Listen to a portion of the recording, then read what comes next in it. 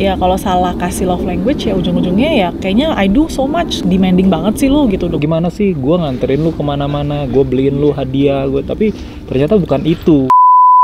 Hai guys, welcome to Super Bean Family, di mana kita selalu percaya bahwa membangun keluarga itu harusnya seru. Masih dalam rangka anniversary kita yang ke-12. Yes. Nah, kita sharing lagi ya beberapa pembelajaran yang kita dapatkan selama 12 tahun menikah ya. Ya. Ayo, apalagi pembelajaran yang kita dapat selama 12 tahun? Love language atau bahasa kasih. Penting banget untuk kita saling tahu bahasa kasih masing-masing supaya bagaimana kita treat atau memperlakukan each other masing-masing jauh lebih baik. Berikut adalah pembicaraan kita tentang love language di satu tempat yang sangat indah banget waktu itu. Banget. Jadi gimana holiday kayak gini, does it feel your love tank? Ya pastilah. My love language kan time sama touch. In here kan I got you for 24 hours. Lu nggak kebagi-bagi sama kerjaan anak dan lain-lain. Iya. Touch juga kan pastinya lu hug gua, pegang tangan gitu-gitu. Iya. So it's feel my love tank. Ya. Kalau lu words of affirmation? Ya kalau gue mah di mana aja lah, maksudnya kan gue kan words of affirmation, jadi you already do a good job sih. Maksudnya lu sering appraise gue, sering kasih tahu all the positive things, so it's good for me. Tapi liburan kayak gini tuh sebenarnya perlu ya benar kalau untuk suami istri ya. Iya. Soalnya kalau di rumah ya nggak tahu sih kalau yang lain. Kan gue punya love language kan time sama touch ya. Sedangkan kalau misalnya di rumah, biasa lu udah pulang malam banget kan kerja. Jam 8, jam 9 datang rumah, kita hak lu, anak-anak nyambut lu kan. Terus udah gitu, lu gue siapin makanan, terus lu mandi, terus udah gitu ya udah. Gue biasa udah capek, tidur, terus nggak lama ya udah kita pray bareng, and then kita tidur kan. Jadi nggak terlalu banyak ngobrol, nggak terlalu apa gitu ya. Terus ya biasa paling cuma weekend. Weekend kan biasanya ya udah kita pergi keluarga, holding hands, selalu biasa pegang gua ya, time ada tapi tetap aja lah pasti nggak kayak gini 24 hours lah ya. Kadang-kadang makanya kalau di Jakarta kenapa sumbunya lebih pendek gitu ya. Ya bentar-bentar kayaknya kayak gampang kesulut gitu, cepet marah gitu ya, karena mungkin ya love tank gue kagak keisi tapi ya jarang-jarang gitu, sudah gitu tapi banyak hal yang harus dipikirin kan ya.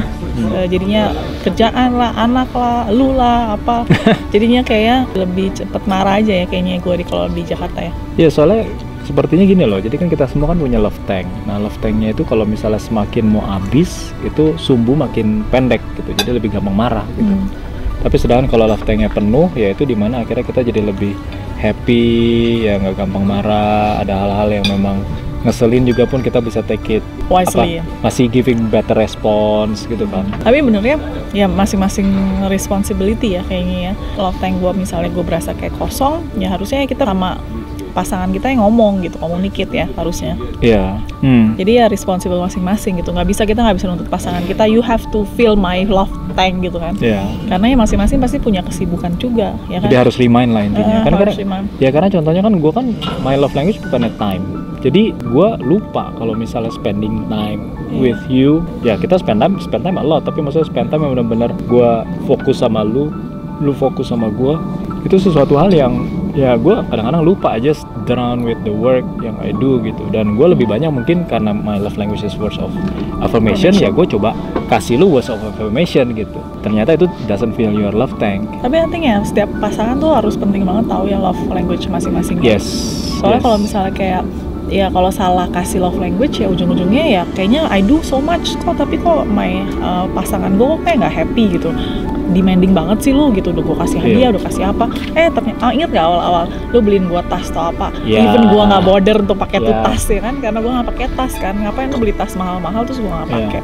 You just give me traveling and then you spend time with me, I'm like ya kan? Karena dulu kan sering banget kita berantem gitu, maksudnya lu pada saat lu ngomong sama gue kayak as if I don't do enough. Padahal gue bilang, loh gimana sih gue nganterin lu kemana-mana, gue beliin lu hadiah, tapi ternyata bukan itu yang memang benar-benar fill up your love tank. Kita beberapa tahun belakangan juga kan we spend time like dating kan, once every week kan. Once a week ya. Once a week di luar anak-anak ya, di luar weekend. Jadinya it's help me a lot juga sih. Jadi intinya mungkin communicate kali ya, antar pasangan tuh penting banget untuk communicate, ya kan. Apa yang lu rasain, apa yang lu mau gitu. Lu nggak bisa harapin pasangan lu untuk baca pikiran lu gitu kan. Kawin aja sama ahli nujum. Ahli nujum pun bisa salah loh. Namanya nikah ya harus komunikasi lah ya, penting ya. Lu nggak bisa asumsi, oh gue expect ini, harusnya dia begitu, harusnya begini, kayaknya susah ya. Jadi tipsnya untuk orang-orang yang pasangannya adalah time, kita harus spend time yang nggak ada anak-anaknya. Jadi hanya benar-benar berdua gitu kan, dan not necessarily kita bicara untuk long holiday like this karena juga kasihan anak-anak mungkin setiap minggu kan.